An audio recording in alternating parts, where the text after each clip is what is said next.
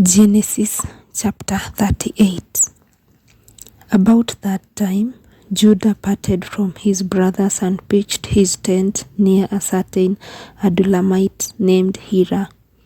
There he met the daughter of Canaanite named Shua, married her, and had relations with her. She conceived and bore a son, whom she named Er.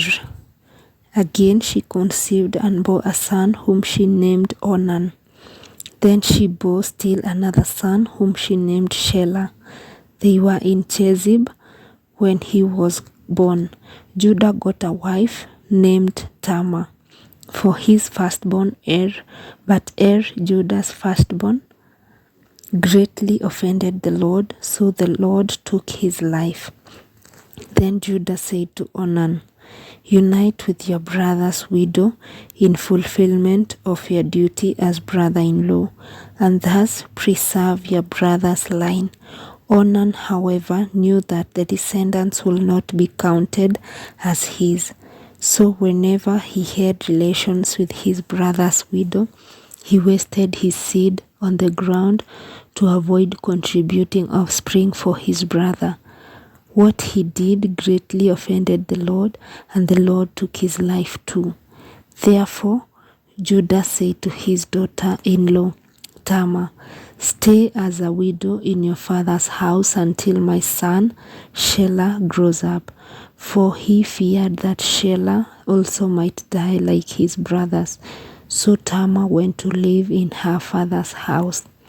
Years passed, and Judah's wife, the daughter of Shua, died. After Judah completed the period of mourning, he went up to Timnah for the shearing of his sheep, in company with his friend Hira, the Adulamite. When Tamer was told that her father-in-law was on his way up to Timnah to shear his sheep, she took off her widow's garb, veiled her face by covering herself with a shawl, and sat down at the entrance of Enaim, which is on the way to Timnah, for she was aware that although Shelah was now grown up, she had not been given to him in marriage. When Judah saw her, he mistook her for a harlot, since she had covered her face. So he went over to her at the roadside, and not realizing that she was his daughter-in-law, he said, "Come, let me have intercourse with you." She replied, "What will you pay me for letting you have intercourse with me?" He answered, "I will send you a kid from the flock." "Very well," she said, "provided you leave a pledge until you send it." Judah asked, "What pledge am I to give to you?" She answered, "Your seal and cord, and the staff you carry." So he gave them to her and had intercourse with her, and she conceived by him. When she went away, she took off her shawl and put on her widow's garb again. Judah sent the kid by his friend, the Adulamite, to recover the pledge from the woman, but he could not find her. So he asked the men of the place, "Where is the temple prostitute, the one by the roadside in Enaim?" But they answered, "There has never been a temple prostitute here." He went back to Judah and told him, "I could not find her, and besides, the men of the place said there was no temple prostitute there. Let her keep the things."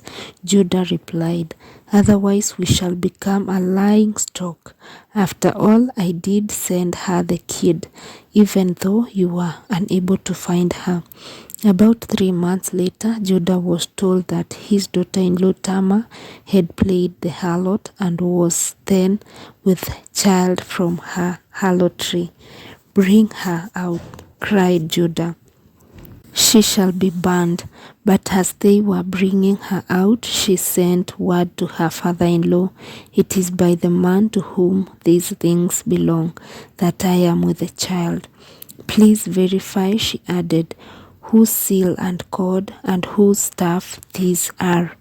Judah recognized them and said, "She is more in the right than I am, since I did not give her to my son Shelah, but he had no further relations with her. When the time of her delivery came, she was found to have twins in her womb. While she was giving birth, one infant put out his hand, and the midwife, taking a crimson thread, tied it on his hand to note that this one came out first. But as he withdrew his hand, his brother came out, and she said, 'What a breach you have made for yourself.' So he was called Perez. Afterward, his brother came out, he was called Zerah." The word of the Lord.